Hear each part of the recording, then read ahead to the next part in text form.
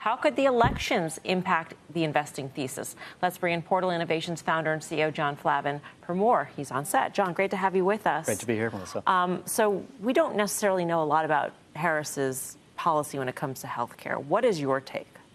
Well, I think we can expect if Harris comes in as president that there'll be a continuation of the Biden-Harris healthcare stance. What does that mean? I mean, from the standpoint of the Democratic focus, that often means there'll be continued investment into NIH funding, which will then push more dollars into innovation. Under Biden's watch, we brought in ARPA-H, which is investing billions of dollars into early stage research to try to commercialize. So I think that will probably continue. The cancer moonshot, all those kinds of things will benefit next generation of those types of drugs. When it comes to regulations, especially when you look at big pharma, two key regulations, that have been a focal point of the administration were around the Inflation Reduction Act, which brought in price controls. I think pharma is adjusting to that, and that's why I think you're starting to see some of these stocks come back into favor as they look more prospectively. But the other is FTC. A tight FTC has made it difficult for M&A transactions. Those big deals have gotten done, but they've been with greater ardor. Tim, you got a question?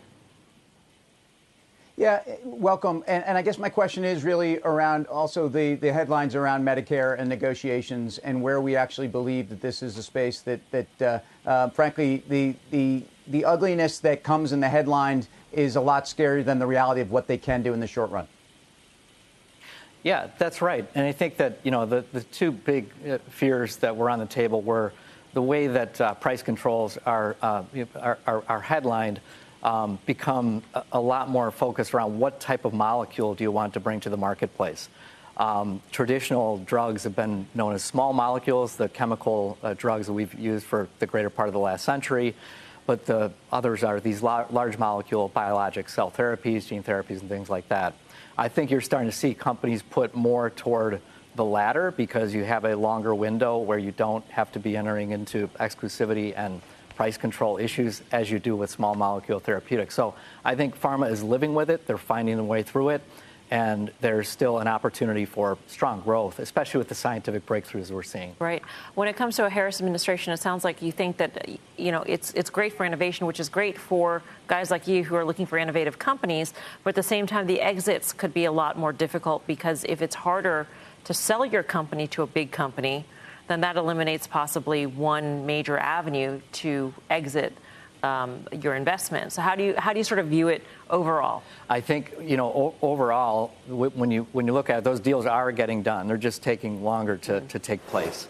So I think that can still be the exit, and the typical path would be the long journey of going from discovery in a university to a biotech company funded by venture capitalists into big pharma. Is the typical path that's tried and true. That will continue. I think what becomes increasingly important in a market like the one that we've been in, which has been kind of a nuclear winter with regards to public biotech stocks, largely because of the overhang with rates, right? So that's why I think you're starting to see things percolate as people look forward. They anticipate the rate cut coming up from the Fed. XBI has responded pretty dramatically in the last several months from its lows up to about 54% since October of last year. We were chatting in the break just before the segment about some of the innovative companies you're investing in when it comes to the GLP-1 space. And we're talking about next generation drugs. And you're describing to me, because we're always trying to think of what is going to be the competition to a Novo and a Lilly.